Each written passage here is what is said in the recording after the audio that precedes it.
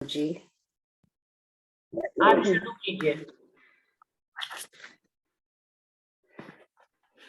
बोलो श्री प्राणनाथ प्यारे की जय, सतगुरु महाराज की जय।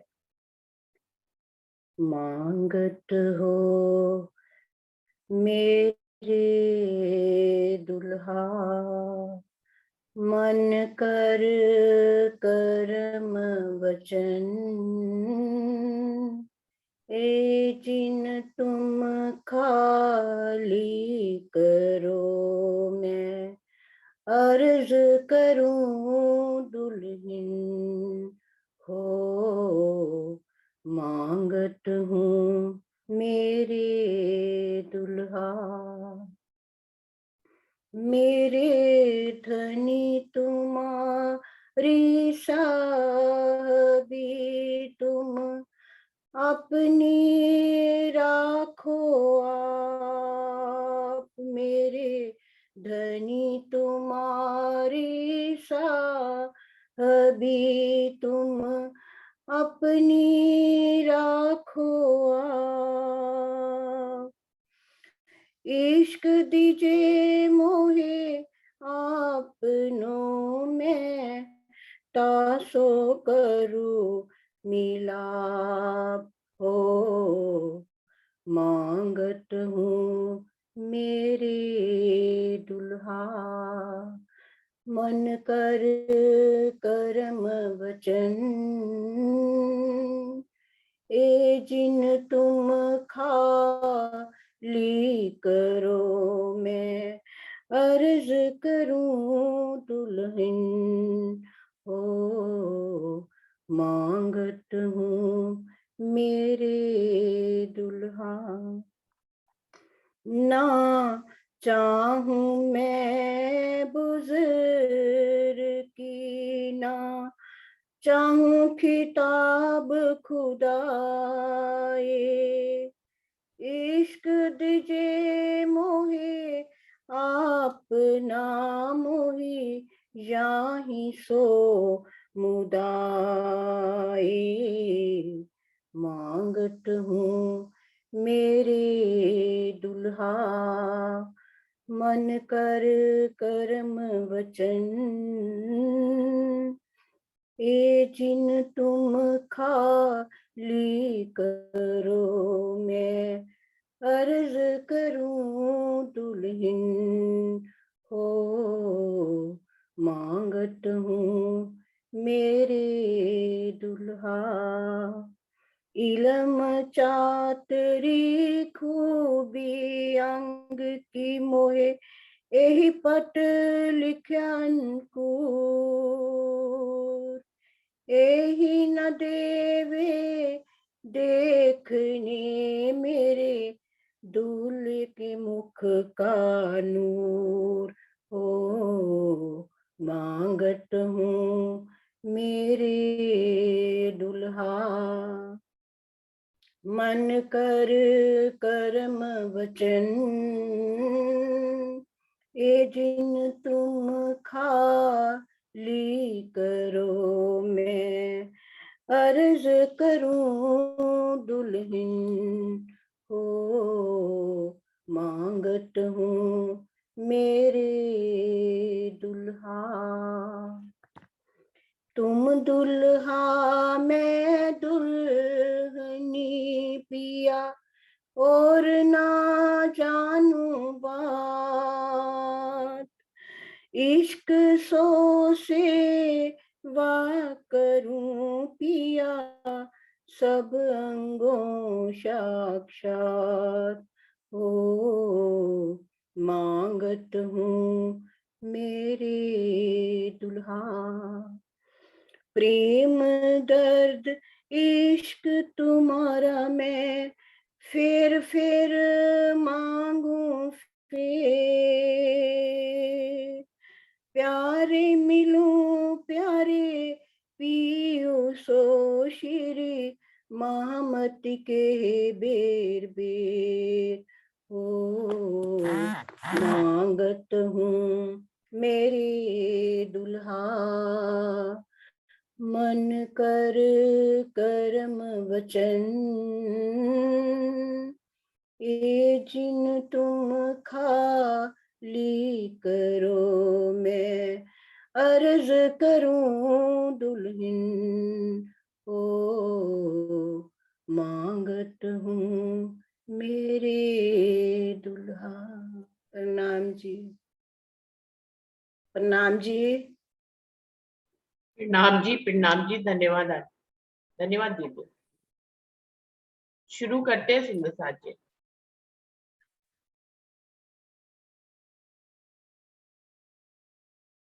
प्रथम लागू तो चरण को, धनिये ना छुड़ाइयो खीन। लाख तली नालेड़िया, मेरे जीव के ही जीवन। इन पाँव तले पड़ी रहूं, धनी नजर खोलो बातू। फलना वालों निर्भु नेत्रे, मेरे जीव के ही जीवन, मेरे जीव के ही जीवन। श्री बंदो सतगुरु चरण को, करूं सो प्रेम प्रणाम। अशुभ हरन मंगल करन, धनी श्री देव चंद्र के नाम। श्री प्राणनाथ निज मूलपति, श्री महराज सुनाम। तेज कुबरी श्यामा युगल, जी को पल पल करूं प्रणाम। पिया जी को पल पल करूं प्रणाम।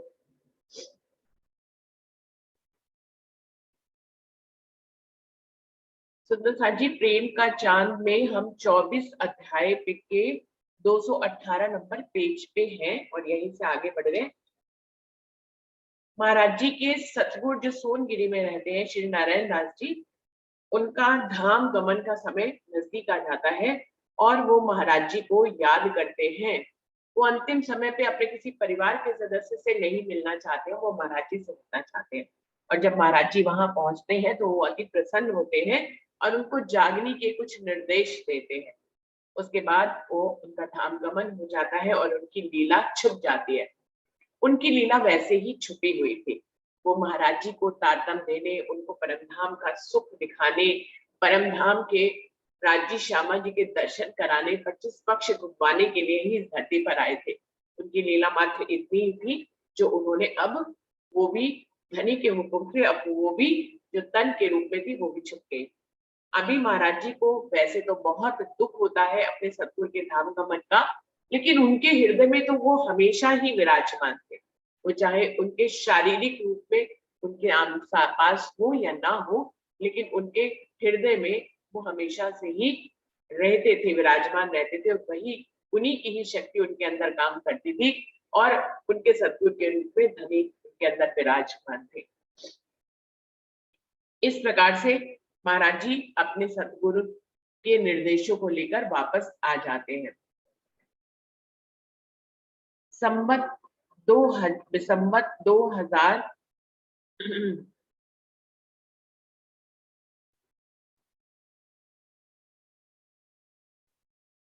सतगुरु का बिछोह बहुत कष्टकारी होता है, किंतु जागने के लिए उनके आदेशों को शिरोधार्य करके महाराज जी ने सब कुछ सहन कर लिया।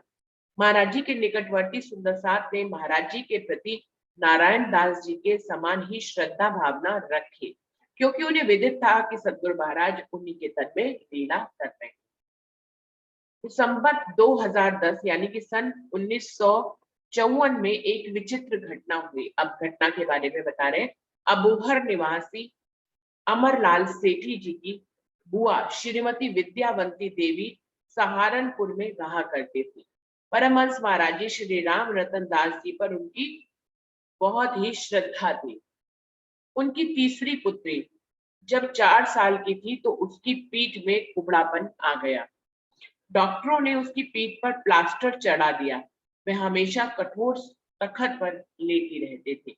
कुछ समय के पश्चात उसका प्लास्टर भी काट दिया गया, किंतु उसके कुबड़ेपन में कोई भी सुधार नहीं हुआ। उस समय महाराज जी सहारनपुर के भटिया महल नामक मोहल्ले में अवंती बाई के घर आया करते थे। अवंती बाई ने घर पर ही सेवा पधरा रखी थी। एक दिन जब महाराज जी अवंती बाई के घर पर आए हुए थे कि विद्यावंती देवी उनके पास गई और उनके चरणों में प्रणाम करके बोली कि महाराज, इस लड़की को या तो ठीक कर दीजिए या इस दुनिया से विदा कर दीजिए, इसका दुख मेरे से नहीं देखा जाता।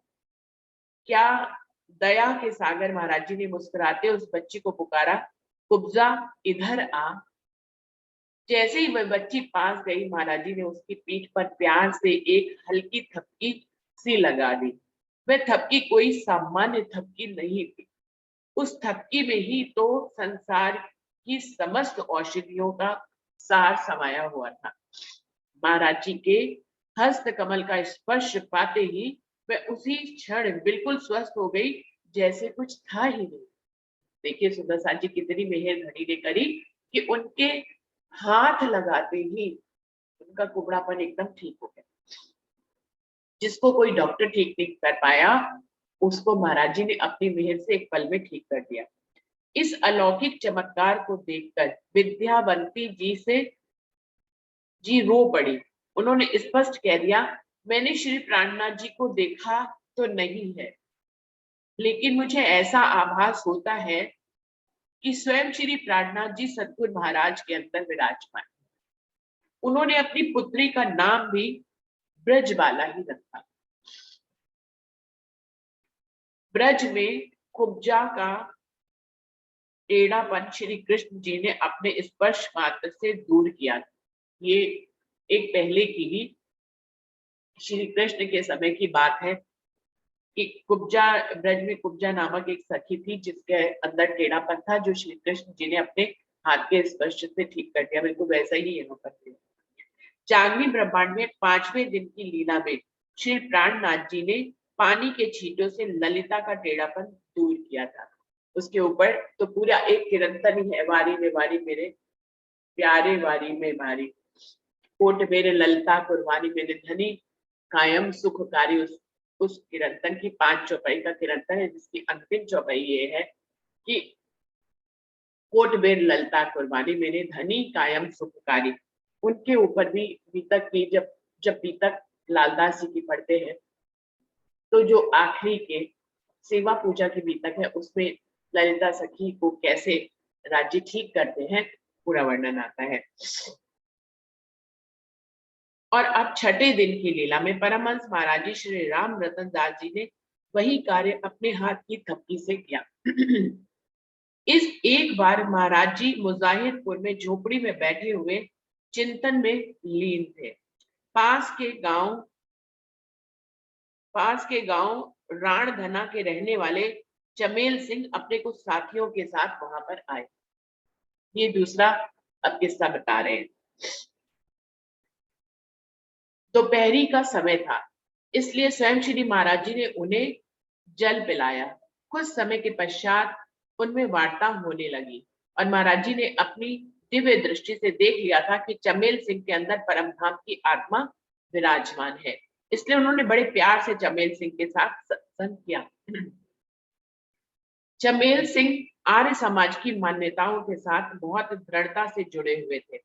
सत्संग में बातों ही बातों में उनसे पूछ लिया कि आप परमात्मा का साक्षात करने के लिए क्या करते हैं। संध्या करता हूं। संध्या में कौन कौन से मंत्रों का पाठ करते हैं? तो उन्होंने कहा, ऋत व च सत्य च से लेकर गायत्री मंत्र आदि का पाठ करता हूं और ध्यान करता हूं। क्या आपने कभी विचारा है कि ऋत और सत्य क्या है? ऋत का अर्थ, ये वार्तालाप चल रही है महाराज जी और चमेल सिंह जी की। तो महाराज जी ने उनसे पूछा था कि आप परमात्मा का साक्षात्कार करने के लिए क्या करते हैं? उन्होंने कहा, मैं संध्या करता हूँ। तो उनके संध्या में कौन कौन से मंत्रों का पाठ करते हैं? उन्होंने कहा, ऋत चा सत्य चा से लेकर गायत्री मंत्र आदि का पाठ करता हूँ और ध्यान करता हूँ। तो उन्होंने कहा, क्या आपने कभी विचारा है कि ऋत और सत्य क्या है? तो उत्तर देते हैं, ऋत का अर्थ निरपेक्ष सत्य है, जिसकी प्रामाणिकता के लिए अन्य किसी भी प्रमाण की आवश्यकता नहीं पड़े। अर्थात परम सत्य और सत्य वह है जो हमेशा एक समान रहे। आप जिसको सत्य और परम सत्य कहते हैं, उसी को मैं अक्षर और अक्षरातीत कहता हूँ। इस प्रकार की विवेचना से चमेल सिंह बहुत प्रभावित हुए। उस दिन तो वे अपने घर रणधंदा चले गए, किंतु अगले दिन घर पर नहीं रह सके। वे खींचे हुए महाराज जी के पास आए और कई दिनों के सत्संग के पश्चात शर अक्षर और रक्षातीत के सारे रहस्यों से वे परिचित हो गए। अंतोतः महाराज जी से उन्होंने तारतम ग्रहण कर लिया और तारतम ग्रहण करने के पश्चात चमेल सिंह की अंतर्मुखता बढ़ती गई और वे दिन रात परमधाम के ही ध्यान में लगे रहने लगे। संसार उनको निसार लगने लगा। महाराज जी उनसे जागनी कार्य की सेवा लेना चाहते थे, लेकिन उनकी इस क्षेत्र में कोई भी रुचि थी ही नहीं। चमेल सिंह के अंदर परमधाम के दर्शन के लिए इतनी तड़प पैदा हो गई कि वे दिन रात ध्यान में ही रहने लगे। अंत में उनकी इच्छा पूरी करने के लिए महाराज जी ने उन्हें सन 1956 ईस्वी में युगल स्वरूप सहित परमधाम का साक्षात्कार कराया और परमधाम के दर्शन होने के कुछ ही दिनों बाद चमेल सिंह ने अपने नश्वर तन का परित्याग कर दिया। उन्हें व्यक्तिगत रूप से इस संसार में रहने में कोई रुचि ही नहीं रह गई। राजन स्वामी जी कहते हैं, महान विभूतियों के साथ लोगों की भीड़ तो जल्दी ही इकट्ठी हो जाती है, किंतु चमेल सिंह जैसे कुछ विरले ही होते हैं जो ज्ञान का प्रकाश पाते ही प्रेम में डुबकी लगाते हैं और परम लक्ष्य को बहुत ही कम समय में प्राप्त कर लेते हैं। हर कोई चमेल सिंह जैसा पात्र नहीं होता है। तो ये 24वां अध्याय और पेज नंबर 221 में समाप्त हो रहा है और 222 से हम 25वें अध्याय पे आ गए। स्वामी जी कहते हैं, प्रेम ही जीवन का सार है। प्रेम भक्ति से रहित जीवन निरर्थक है।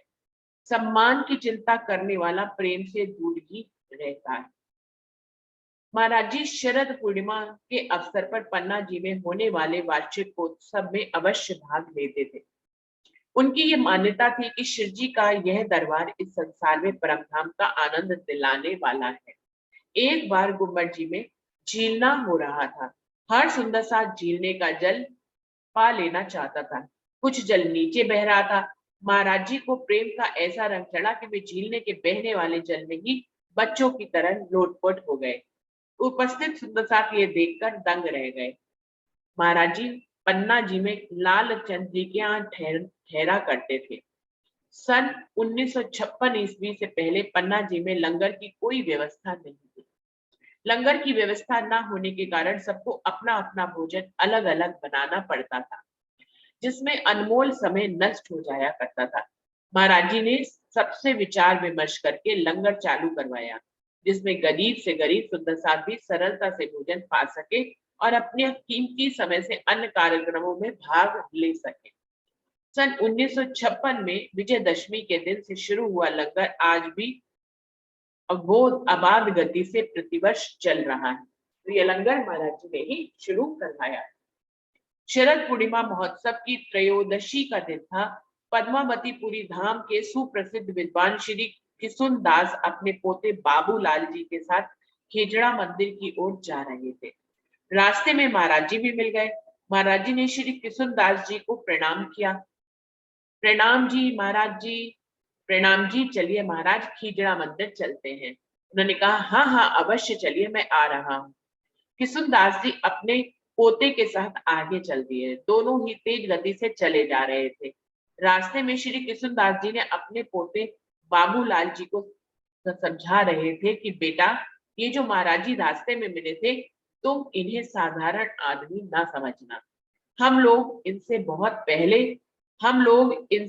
पहले चले हैं, किंतु देखना ये यहाँ पहले से पहुंचे हुए मिलेंगे। उन्होंने पहले से ही ये अपने पोते को बता दिया कि देखने में वो हमसे पीछे रह गए, हम आगे चल रहे हैं, लेकिन तुम देखना साधारण आदमी को नहीं समझना, ये हमसे पहले खिजड़ा मंदिर पहुंच गए होंगे। दोनों जब पहुंचे तो वही हुआ जो श्री किशुन दास जी महाराज ने कह रखा था। परमहंस महाराज जी दोनों को वहीं बैठे हुए दिखाई दिए। बाबूलाल जी ये देखकर दंग रह गए, लेकिन छोटी आयु होने के कारण पूर्ण पहुंचने के रहस्य से अनभिज्ञ रह गए। देश के विभाजन के पश्चात यहाँ से भारत आने वाले सुंदर साथ में कुछ ऐसे युवा थे जिन्होंने महाराज जी को अपने जीवन का सर्वस्व मान लिया था। इनमें प्रमुख थे सर्वश्री जगदीश चंद्र जी आहूजा, प्रकाश जी और मेहर चंद गिरधर और चंद्र प्रकाश भगत, राम गोपाल ग्रोवर, जयचंद गिरधर, हरीश चंद्र गिरधर और राज कृष्ण ग्रोवर, शीतल प्रकाश और चमनलाल सिडाना आदि। इतने सुंदर साथ थे जो विभाजन के बाद महाराज जी को ही सब कुछ मानते थे। इस युवा वर्ग की सेवा भी विचित्र थी। शेरपुर में होने वाले भंडारे की तैयारी में यह युवा वर्ग अपने हाथों से फावड़े और सिर पर टोकरे उठाकर पूरे दिन शारीरिक श्रम करते थे, तो रात को अपने सतगुरु महाराज को रिझाने के लिए भजनों से समा बांध देते थे। महाराज जी बीच में बैठकर सबको अपना दुलार बांटते थे। रात्रि का ये कार्यक्रम दीवानों की महफिल के नाम से जाना जाता था। दीवानों की महफिल। जगदीश जी तो अपनी सेवा में इतना तन्मय हो जाते थे कि उन्हें खाने पीने तक की भी सुध नहीं रहती थी। कभी कभी तो वो खाने के लिए महाराज जी को स्वयं ही कहना पड़ता था। एक बार जगदीश चंद्र जी ने बहुत लंबे समय तक भोजन नहीं किया। जगदीश जी के तेज तर्राव स्वभाव के कारण सुंदरसात उनसे भोजन के लिए कह नहीं पाता था। अंत में उन्होंने महाराज जी से कहा कि वे ही जगदीश जी को खाने का आदेश दें। महाराज जी ने जगदीश जी को बुलाया और बोले, भाई जगदीश तुम भोजन क्यों नहीं कर लेते? अब तो जगदीश जी भोजन करने बैठ गए। यह क्या, रोटी पर रोटी आती गई और जगदीश जी खाते चले गए। धीरे धीरे वे रसोई घर का बचा हुआ सारा भोजन खा गए। दो आदमी बनाने के लिए बैठे, लेकिन वे भी परेशान से हो गए। अंत में वे लोग महाराज जी के पास गए और बोले कि महाराज जी अब आप ही कुछ कर सकते हैं। जगदीश जी तो सारा का सारा ही भोजन खाते ही जा रहे हैं। महाराज जी ने भोजन मंगवा कर अपने मुंह में एक छोटा सा कौर डाला और महाराज जी के खाते ही जगदीश जी का पेट भर गया। उन्होंने डकार ली और बोले कि अब मेरा पेट भर गया है, मुझे अब भोजन की आवश्यकता नहीं है। तो ये भी एक चमत्कारिक लीला थी कि उनको ऐसी भूख जागृत हो गई कि वो खाते ही जा रहे थे, लेकिन महाराज जी ने जैसे ही अपने मुंह में एक कौर डाला उनका पेट भर गया।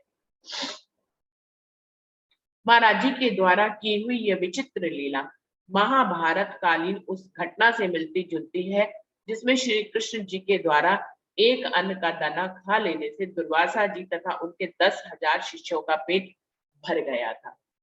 बिल्कुल ऐसी घटना दिखाई भी गई है सीरियल्स में, जहां पे पांडव जो है जगह जगह पे रुक रहे थे। उनको जब कहा गया था कि 2 वर्ष तक आप महल में नहीं आ सकते, वहां पर अचानक से दुर्वासा ऋषि अपने इतने शिष्यों के साथ आ जाते हैं और भोजन बनाने के लिए कुछ भी नहीं था। तब जो है द्रौपदी श्री कृष्ण को याद करती है और श्री कृष्ण उनके पतीले में बचे हुए जो थोड़ा सा भोजन था उसको अपने मुंह में डालते हैं और दुर्वासा ऋषि और सारे ऋषियों का पेट भर जाता है। महाराज जी ने उन सुंदर साथ को बुलाया और बोले, भाई जगदीश तो मेरे लोहे का घोड़ा है, वह क्या खाता है इसकी चिंता तुम्हें नहीं बल्कि उसको करनी पड़ती है जिसको वह से जिसकी जिसकी वह सेवा करता है। तुम लोग बीच में हस्तक्षेप मत किया करो।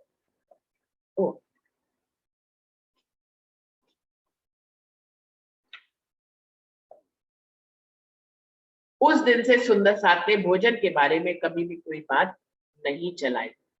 जगदीश जी दिन भर फावड़े चलाते जिससे उनके पैरों में जख्म बन जाते। रात को उन जख्मों भरे पैरों में औषधि बांध देते तथा सवेरे पुनः सेवा में लग जाते। इस प्रकार उन्होंने अपने जीवन को ही सेवा में बना लिया। एक बार महाराज जी ने जगदीश चंद्र जी का किसी अति आवश्यक कार्यवंश इलाहाबाद भेजा। जगदीश जी को ट्रेन में चढ़ने के लिए चंद्र प्रकाश भगत जी आए। जगदीश चंद्र जी ने चंद्र प्रकाश जी से आग्रह किया कि वे अपने कार्यालय में छुट्टी के लिए आवेदन पत्र नहीं दे पाए थे, इसलिए वे अवश्य इस आवेदन पत्र को कार्यालय तक पहुंचा दें। जगदीश चंद्र जी ने चंद्र प्रकाश जी से कहा कि वो छुट्टी का आवेदन नहीं दे पाए हैं, तो उन्होंने वो आवेदन लिखकर दिया और कहा कि आप मेरे कार्यालय में पहुंचा देवें। यह कहकर उन्होंने चंद्र प्रकाश जी को अपना आवेदन पत्र दे दिया। किंतु कुछ कारणोंवश चंद्र प्रकाश जी उस प्रार्थना पत्र को कार्यालय में जमा नहीं कर सके। जब जगदीश चंद्र जी वापस आए तो सीधे ही अपने कार्यालय में पहुंचे। वहां अपने सहकर्मियों से जब उन्होंने अपने आवेदन पत्र पहुंचने की बात पूछी तो उन्होंने हंसते हुए उत्तर दिया कि भाई जगदीश, यह तुम क्या मजाक कर रहे हो? आवेदन की आवश्यकता तो तब थी जब तुम नहीं आते। यह देखो, उपस्थित पंजिका में प्रतिदिन के तुम्हारे हस्ताक्षर हैं। तुम ही तो प्रतिदिन हमारे साथ काम करते थे। फिर कैसे तुम्हें मजाक करने की सूझ रही है कि ये घबराते हुए पूछ रहे हो कि मेरा आवेदन पत्र पहुंचा था या नहीं? यानी कि महाराज जी उन्हीं का ही भेष लेकर वहां पे बराबर काम करने के लिए जाया करते थे। ये भी धनी की एक लीला थी कि जगदीश चंद्र के कोई भी आवेदन नहीं पहुंचा था, फिर भी वहां पर उनकी उपस्थिति हुआ करती थी। जगदीश जी ने हस्ताक्षर देखा, ये तो हूबहू वे ही हस्ताक्षर थे जो वे स्वयं किया करते थे। अपने भावों को उन्होंने बहुत कठिनाई से संभाला और एक कमरे में स्वयं को बंद करके फूट फूट कर रो पड़े। सदगुरु महाराज ने उनका भेष धारण करके कार्यालय में सेवा की है। यह बात उन्हें सहन नहीं हो पा रही थी। बिलखते हुए उन्होंने प्रण कर लिया कि अपने सदगुरु के चरणों में वे अपना रोम रोम न्यौछावर कर देंगे। सन 1962 में महाराज जी के साथ जगदीश जी कश्मीर की यात्रा पर गए। साथ में मुरली दास जी, युगल दास जी, मेहर चंद, शीतल प्रकाश आदि अनेकों सुंदर साथ थे। वहां एकांत में जगदीश जी को महाराज जी ने अपनी कृपा से युगल स्वरूप तथा परमधाम के 25 पक्षों का दीदार कराया। उस अलौकिक अनुभूति के पश्चात जगदीश जी ने महाराज जी के स्वरूप की वास्तविक पहचान की तथा अपने जीव और आत्मा को उनके प्रति पूर्णता समर्पित कर दिया। ब्रह्म मुनि, परमहंसों या सतगुरु के धाम हृदय में युगल स्वरूप की छवि विराजमान होती है। उनके साथ बीता हुआ एक एक पल प्रियतम की सानिध्यता का एहसास कराता है।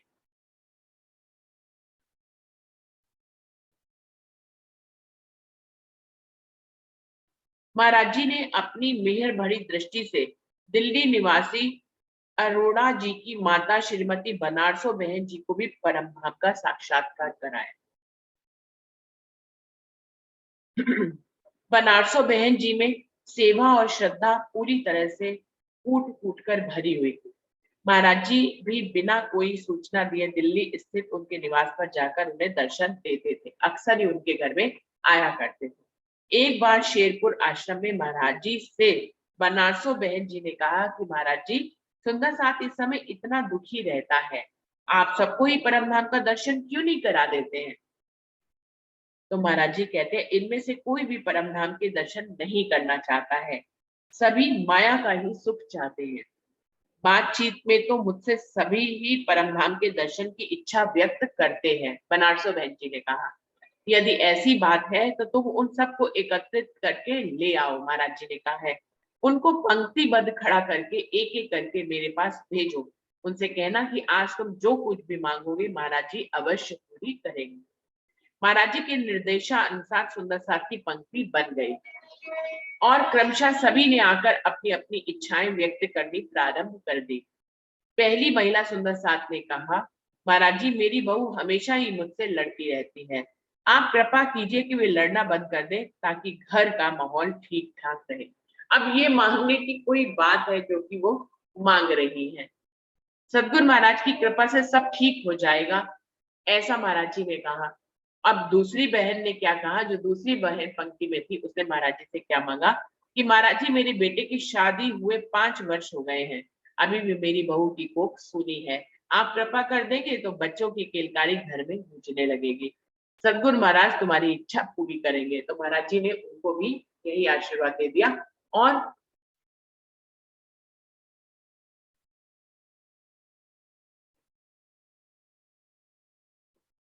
तीसरा सदस्य भाई था। उसने अपनी मांग क्या रखी कि महाराज जी, पिछले वर्ष दुकान में बहुत घाटा हो गया था, आप कृपा कर दीजिए, कम से कम रोजी रोटी तो चलती ही रहे।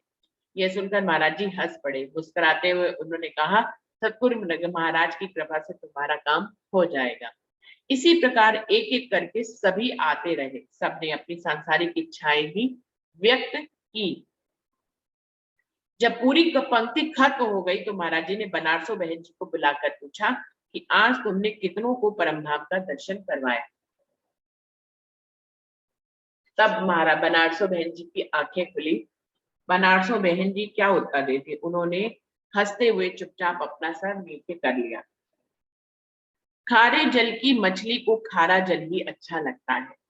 वह दूध वह दूध में रहना कभी भी पसंद नहीं करेगी। तारतम्य लेकर भी जीव सृष्टि मायाविक सुखों को ही अधिक चाहना करती है।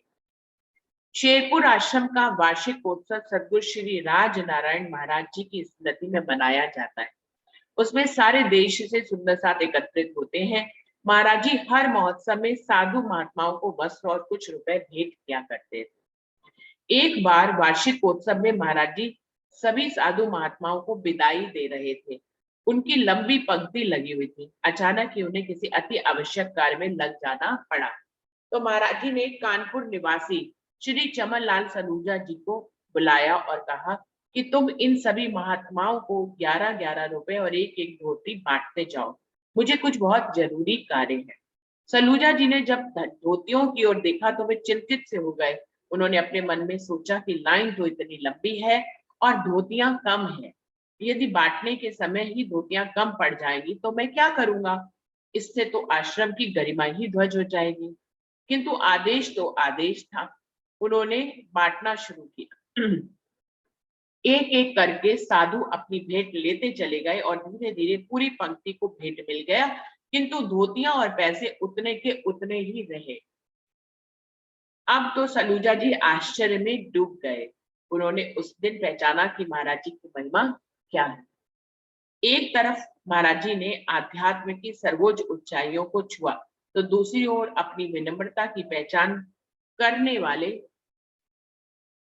उनकी विनम्रता की पहचान करने वाले दांतों तले उंगली दबा लेते थे। कोई सोच भी नहीं सकता था कि इस पृथ्वी पर क्या इतना विनम्र और अहंकार से रहित व्यक्ति भी हो सकता है। वार्षिक उत्सव में जब सब सुंदर साथ भोजन कर लेते थे और झूठी पतले फेंक दी जाती थी, तो महाराज जी रात के अंधेरे में छिपकर जाते और प्रसाद रूप में उन पतलों के कुछ झूठे दाने अवश्य खाते। ऐसी भी घटना घटी कि कुछ सुंदर साथ के चले जाने के बाद उन्होंने वहां के फर्श को धोकर उसका पान किया। प्रश्न है कि यह काम कौन करेगा, जिसके दर्शन मात्र से हृदय तृप्त हो जाए। वह स्वयं इतनी विनम्रता अपने अंदर समेटे हुए है कि जो झूठी पतले गायों, कुत्तों आदि जानवरों को खाने के लिए फेंक दी जाती हैं, उनमें पड़े हुए दानों को सुंदर साथ को का प्रसाद समझकर ग्रहण करना बहुत दुष्कर है। ट्रस्टियों की कृपा से महंत और मठाधिपति बनने वालों के लिए तो ये स्वप्न में भी संभव नहीं है। सामान्य साधु महात्मा तो इसके बारे में सोच भी नहीं सकता है। यह कहावत अक्षरता सत्य है कि जो जितना ही महान होता है वह उतना ही विनम्र होता है। यदि कोई मनुष्य महाराज जी के आदर्शों को अंश मात्र भी अनुकरण कर ले तो वह धन धन हो जाएगा। कुलबंगश मंदिर में सुंदर साथ जी, ये नया प्रसंग यहाँ पे शुरू हो रहा है और मीटिंग का समय समाप्त हो रहा है, तो मुझे लग रहा है कि हम दूसरी मीटिंग में चलकर इसको शुरू करते हैं। तो यहाँ पर 25वें अध्याय का 229 नंबर पेज पर 229 नंबर पेज पर ये खत्म कर रहे हैं और यहीं से शुरू करेंगे। सुंदर साथ जी प्रणाम जी, सभी सुंदर साथ जी को प्रेम प्रणाम जी। प्रणाम जी। प्रणाम प्रणाम जी। प्रणाम जी। आज तो खत्म ही हो जाएगी ये बीतक और फिर देखते हैं हम लोग क्या शुरू करते हैं। तो चलते हैं अपनी दूसरी बैठक की तरफ सुंदर साथ जी।